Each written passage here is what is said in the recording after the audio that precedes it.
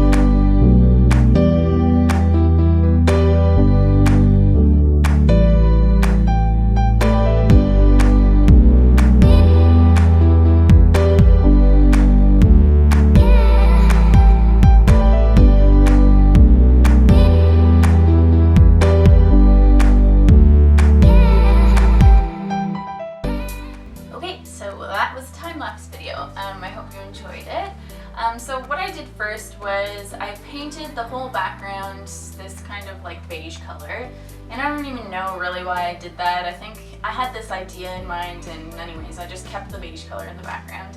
And then what I did was, before I actually started the time lapse, I drew on the pan, like the exact shape of the pan, with a lead pencil. And then from there, after I got like the perfect shape, because I find that it's really hard sometimes to paint like bowls and like circular 3D things a lot of the time, so that's why I didn't want to just dive right in with the paint. I like to sketch it out on the canvas first. So then after I sketched it out, I painted over it immediately in black, and usually I do it in white, but because this is such a dark subject, I didn't feel the need to paint it over in white first. So yep, I went through with the black paint, and then while the paint was still wet, and keep in mind that I'm working in acrylic, so you have to work fairly quickly because the paint dries really fast. So while the paint was still wet, I basically got lighter gray colors and worked them in to kind of have this variation in shade to make it look more 3D. And then after I was finished with the pan, that's when I went in and I did my, I actually sketched out the bacon first to make sure that they were in the right place that I wanted. And then I went over with white paint and I just blocked in the composition.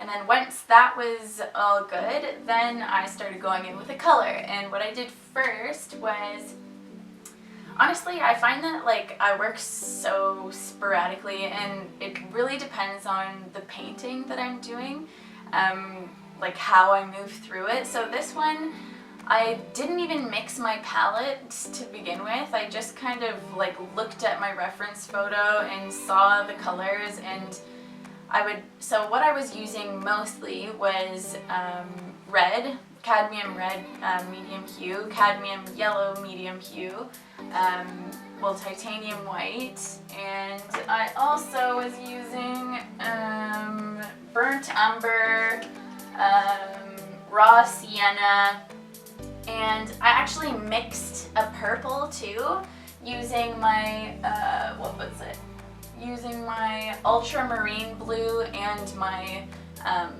cadmium red medium hue. So I mixed a purple, and I was actually surprised with how much I actually used this purple color in the painting, because you wouldn't really think that bacon would require purple. But anyways, so I had all those colors on my palette, not really mixed yet, and then I kind of was mixing the colors as I was putting them on the canvas. So, you know, as I work from like a lighter shade or a darker shade to a lighter shade, I just add a little bit more white, or I add a little bit more yellow, or depending on what the bacon is calling for. So that is how I kind of got the solid foundation of the bacon. And then once I had all those colors done, that's when I went in and did all the little bubbles. And I was actually thinking, like, how am I going to do this many bubbles? This is going to be so annoying to like paint a million little bubbles. But I actually figured out this technique that I found helps it go a lot quicker. And so what I did was, usually the bubbles were resting in like the darker spots on the bacon, because it was like the curved part of the bacon. So what I did was I went in with like a light shade of white and kind of mixed in with like a little brown, so it's not pure white. And then I did dots for each bubble. And then after I was done doing the dots, I went in again in the center of those dots with a darker color, like the purple or the pink or orange or whatever, and I did dots in there. And then once that was finished, then I just highlighted it a little bit with like pure white to have like that shine on the bubble. So really it was like a 3-step process to make each tiny little bubble, but it really didn't take like as long as I thought it would. And then yeah, that's basically how I worked through it. I don't know if that was a very good explanation of it. As I said in a previous video, I don't know how good of a teacher I am when it comes to this kind of thing, but like I hope it helped you, and if not, at least you found it like cool or interesting or something. But anyways, yeah, if you liked this video, please give me a thumbs up or subscribe to my channel if you want to see more. I'm Brooke Cormier, and I'll see you next time.